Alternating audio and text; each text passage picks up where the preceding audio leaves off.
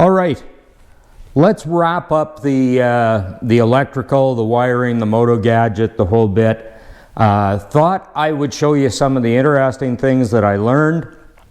I know this looks like a rat's nest here right now. The reason that Alfred and I did the wiring this way is we didn't want to trim anything to length until we do the final assembly.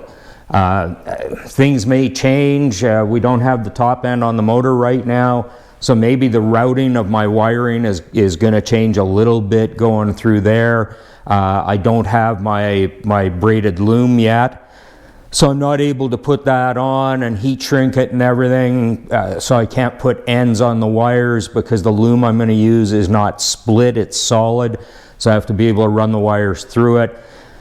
So for a whole variety of reasons, we have all the components in place, the fuses, everything is in place, all the wiring is done and everything has been checked, and it works great.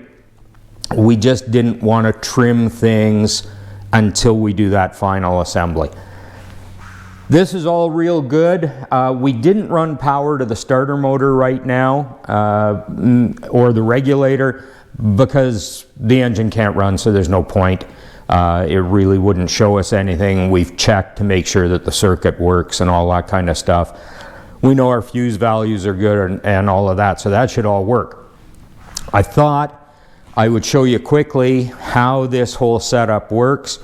And as I say, just a few things we learned about the Moto Gadget. There's a ton of things we learned. I'm going to hit on the ones I can think of off the top of my head here. So what I have is in my pocket, I have my Digital Guard Dawg fob. The fob has a button on it.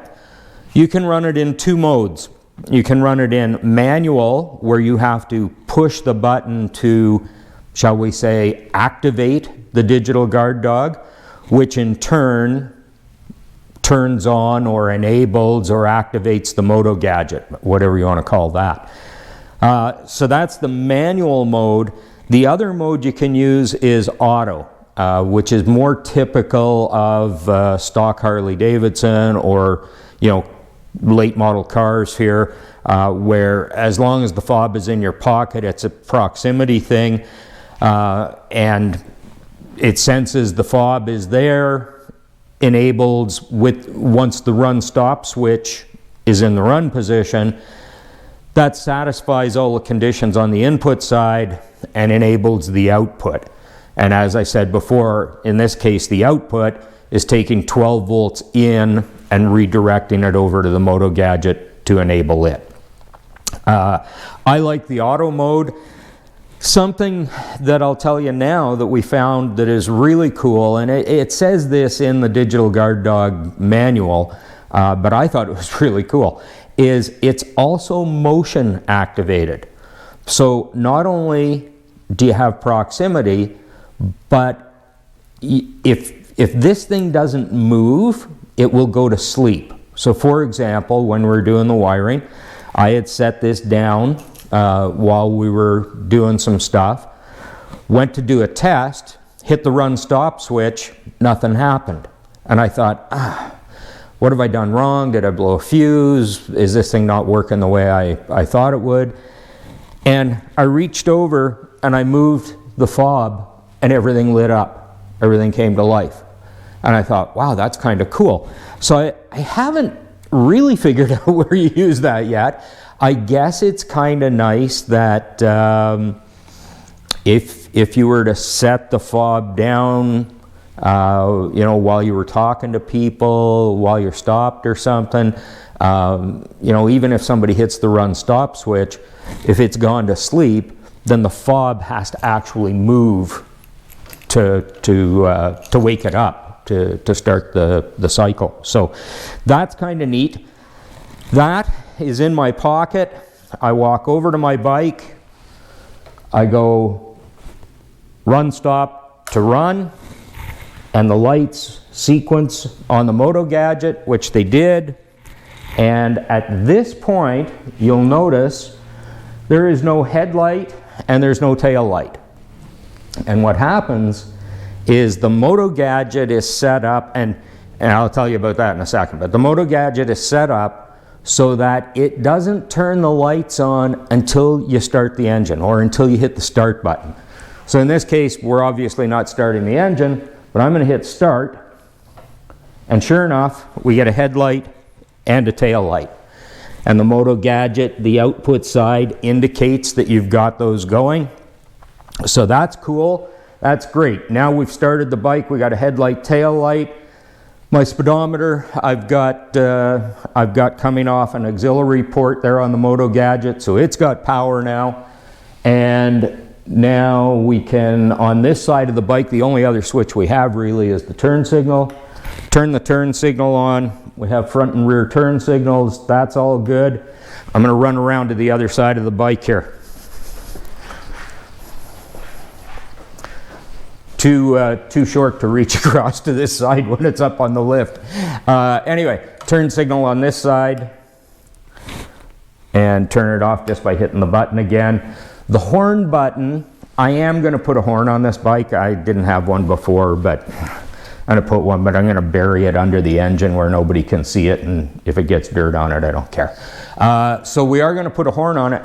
The horn button, though, is also used to get into the menus on the Digital Guard Dawg, on the Moto Gadget.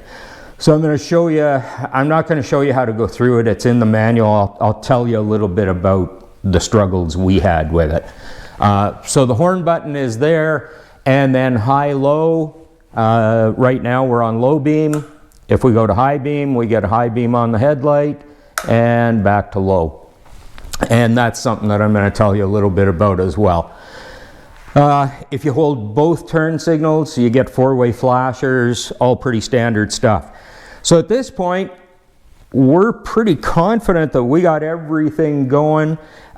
Initially, so here's a couple of things that changed or we learned. Initially, I was going to run the ignition wire, the coil wire, off of the Digital Guard Dawg. When I learned more about the Moto Gadget, there is an ignition output from the Moto Gadget, and it's live once you enable the Moto Gadget, and it cycles. So I thought about it, and I thought the Moto Gadget really has a lot more. I think it's a safer way of doing this. It's more robust. It has more components in it. I think it's probably a little better engineering in terms of overload, electrical. I just think it's probably a better unit. So the only thing the Digital Guard Dawg does is supply power to the Moto Gadget. When the fob and the run stop switch goes to run, which I'm going to turn it to off to turn the power off right now. As soon as you go back to off, of course, it shuts everything off. So the Digital Guard Dawg, the run stop switch and the fob enables it, and it just takes 12 volts in and redirects it to the Moto Gadget. Everything else is run off of the Moto Gadget. Initially, I didn't quite understand the Moto Gadget, and I thought I was going to have to run my tail light off of the Digital Guard Dawg as well. But there is an output on the Moto Gadget for that. The shortcoming of the Moto Gadget is absolutely the instruction manual. That thing is terrible. I'm sorry, Moto Gadget. I don't know whether it's something that got lost in the translation from German to English. I don't know what it is. I don't know whether the guys who wrote the manual were just so familiar with this thing that everything was just second nature to them. I don't really understand it. But I've checked with several people, and we've all struggled to read that instruction manual. It's just difficult. It really is. So you will find, I guess my advice is read the whole manual.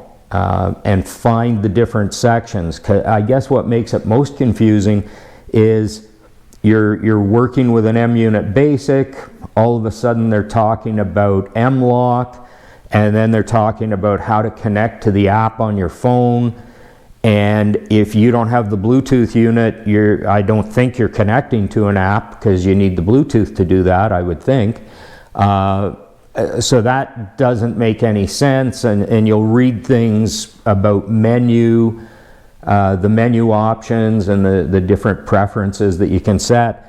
And it says they're listed below, and below is all the stuff about the app.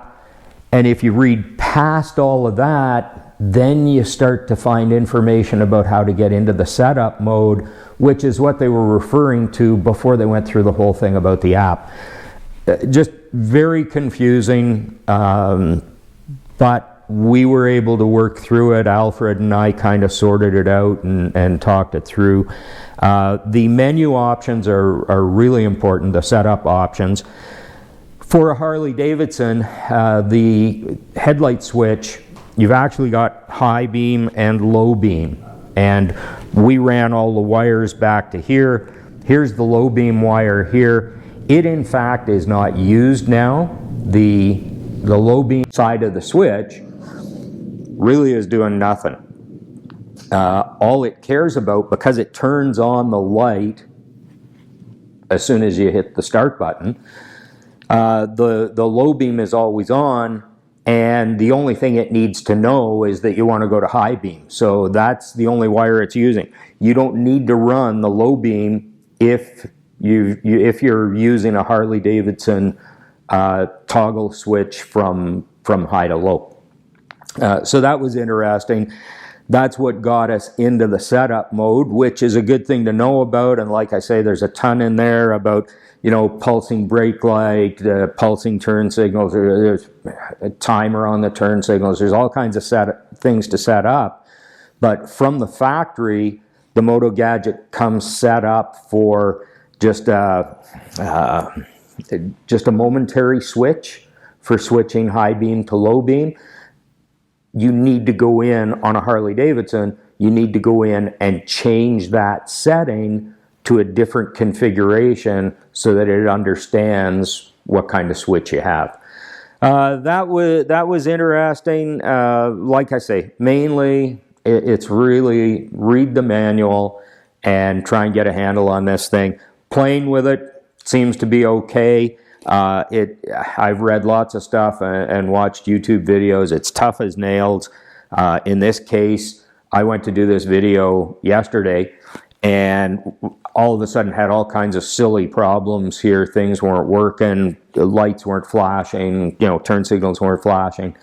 And I checked my lithium iron phosphate battery, and sure enough, from playing around, I had killed the battery.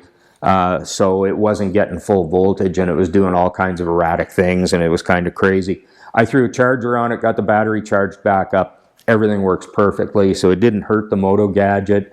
And like I said, I've read lots of stuff that says, boy, you just about can't kill that thing because it's so well engineered. That is where we're at right now. Very happy with the whole electrical thing. Like I say, we got some trimming to do when we do the final assembly and some tidying up, but I'm really happy with the way we've got things here now. It's time to tear it apart, and I see Alfred coming through the gate, so that's the job for today. I'm going to throw the camera on to video it, and we're going to tear this baby down and get ready to go to paint. All right, thanks for watching. If this was of value, hit the like button. Don't smash it, just tap it. And if you want to subscribe, there'll be more videos coming. Thanks for watching. See you soon. Come on in. I heard you talking.